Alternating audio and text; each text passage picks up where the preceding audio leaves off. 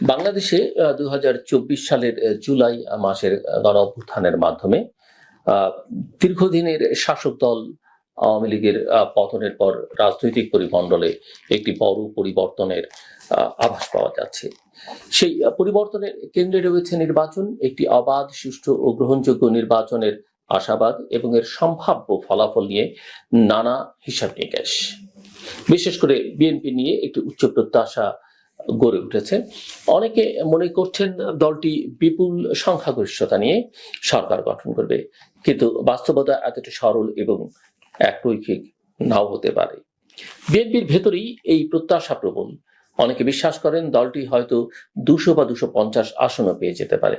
আবার এর সম্পূর্ণ বিপরীত অভিমত রয়েছে রাজনৈতিক অঙ্গনে, যেখানে দাবি করা হচ্ছে বিএনপি অবস্থা এতটাই দুর্বল যে তারা বড়জোর 50-100 আসন পাবে।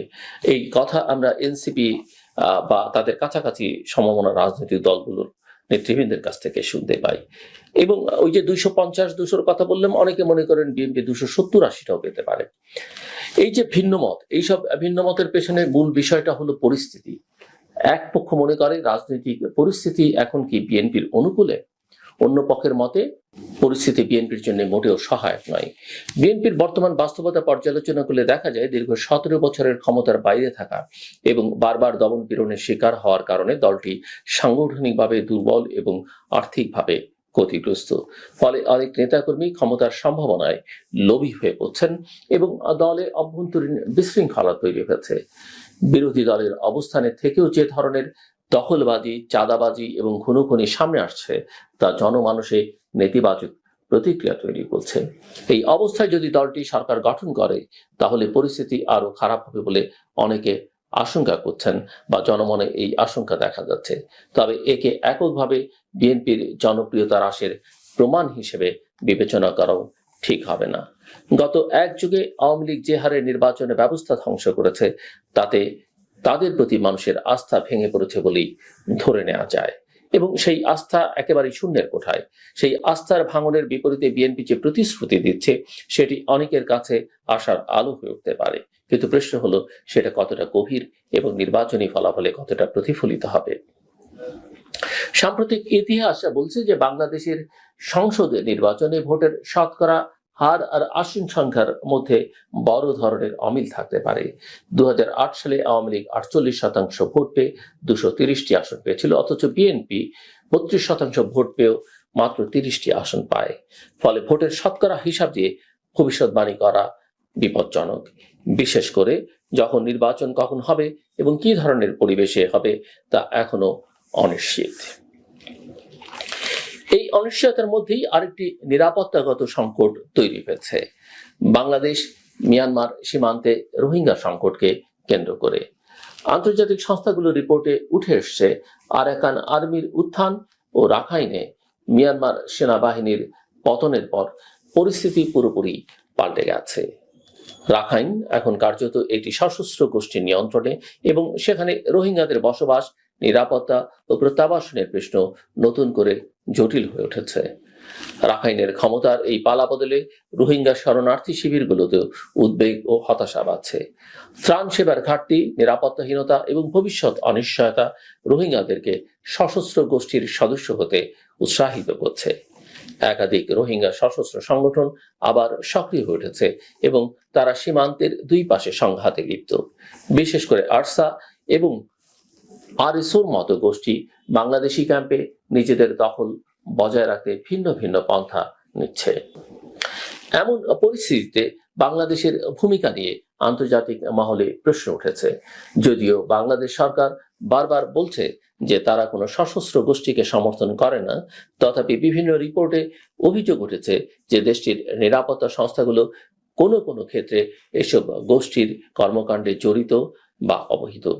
এই অভিযোগের সত্যতা না থাকলেও বাস্তবতা হলো শরণার্থী শিবিরে যে ধরনের সংঘাত, নিয়ন্ত্রণ ও অস্ত্রের প্রচলন দেখা যাচ্ছে তা দীর্ঘমেয়াদে দেশের নিরাপত্তার জন্য হুমকি হয়ে উঠতে পারে। এই সংকটকে আরো জটিল করে তুলেছে ভারতের সাম্প্রতিক অপারেশন পুশব্যাক। কোনো পূর্ব ঘোষণা ছাড়াই রোহিঙ্গা ও কথিত বাংলাদেশি নাগরিকদের সীমান্ত দিয়ে জোর করে ঠেলে দেওয়ার প্রক্রিয়াটি মানবাধিকার লঙ্ঘনের উৎকৃষ্ট উদাহরণ। ভারতের অভ্যন্তরীণ রাজনৈতিক অভিবাসী ইস্যু ব্যবহৃত হচ্ছে নির্বাচনী হাতিয়ার হিসেবে, যার ফলে বাংলাদেশের সঙ্গে দ্বিপাক্ষিক সম্পর্কের চাপ বাড়ছে। বিশেষ করে আসামের খায়রুল ইসলাম নামক একজন স্কুল শিক্ষককে সুপ্রিম কোর্টে মামলা চলমান অবস্থায় বাংলাদেশে ঠেলে দেয়া, চোখ ও হাত বেঁধে নির্যাতন করার মতো ঘটনা আন্তর্জাতিক পরিসরে ভারতকে প্রশ্নবিদ্ধ করেছে। এই ঘটনার প্রতিবাদে বাংলাদেশ কেবল আনুষ্ঠানিক বিবৃতি দেয়নি, বরং ডিজিটাল আর্কাইভ ও নথিপত্র সংরক্ষণের মাধ্যমে আন্তর্জাতিক ফোরামে এই বিষয়গুলো তোলার প্রস্তুতি নিচ্ছে। সীমান্তে প্রতিনিয়ত বিজিবি যেভাবে পুশিন ঠেকানোর চেষ্টা করছে, তা থেকে স্পষ্ট বোঝা যায় যে বাংলাদেশ রাষ্ট্র হিসেবে দায়িত্বশীল অবস্থানে রয়েছে। এই পুরো চিত্রের মধ্যে বাংলাদেশ যেন এক জটিল অন্তর্বর্তী সময় অতিক্রম করছে। একদিকে রাজনৈতিক উত্তেজনা, অপরদিকে নিরাপত্তা জনিত উদ্বেগ। একটি দমন পীড়নহীন রাজনৈতিক নির্বাচনের পথ তৈরির চেয়ে বড় দায়িত্ব আর কিছুই নেই এই মুহূর্তে। একই সঙ্গে রোহিঙ্গা সংকটে আন্তর্জাতিক সহযোগিতা বাড়িয়ে বাংলাদেশকে মিয়ানমারের সঙ্গে কার্যকর কূটনৈতিক সমঝোতায় পৌঁছতে হবে। দ্বিপাক্ষিক সম্পর্কের ক্ষেত্রে ভারতকেও বোঝাতে হবে যে তারা আসলে কেমন প্রতিবেশী হতে চায়। পারস্পরিক শ্রদ্ধা, আইনের শাসন এবং মানবিক নীতির ভিত্তিতেই দক্ষিণ এশিয়ায় টেকসই শান্তি ও স্থিতিশীলতা গড়ে উঠতে পারে। শুধু শক্তি প্রয়োগ কিংবা সীমান্তে নিপীড়নের মধ্য দিয়ে সম্পর্কের ভিত্তি গড়া যায় না। ভবিষ্যতের দিক নির্ধারণ করবে এই সময়ের রাজনৈতিক নেতৃত্ব, কূটনৈতিক দায়িত্ববোধ এবং জনগণের ভোটাধিকার। আর সেখানেই বাংলাদেশের মূল পরীক্ষার সময়। শেষ করবার আগে যেটা বলি সেটা হচ্ছে নারীর সমানাধিকারের প্রশ্ন।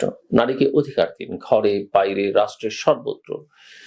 এবং সেই অধিকার যদি তার নিশ্চিত না করা যায়, তাকে যদি তার প্রয়োজনীয় প্রাপ্য পর্যাপ্ত সম্মান না দেওয়া যায়, তাহলে যত আমরা কথা বলি না কেন, যত কথাই বলি না কেন, রাজনৈতিক অর্থনৈতিকভাবে বাংলাদেশ কোনোদিন সম্মানের জায়গায় দাঁড়াতে পারবে না। এবং নারীর প্রতি সম্মান শুধু দেশের ভেতরে, দেশের প্রশ্নই নয়, যেখানে আপনি দেখবেন সেখানেই তার অধিকারের প্রতি, তার সম্মানের প্রতি আপনি সচেতন থাকবেন। এটাই আমাদের সকলের প্রত্যাশা এবং এটি হওয়া উচিত।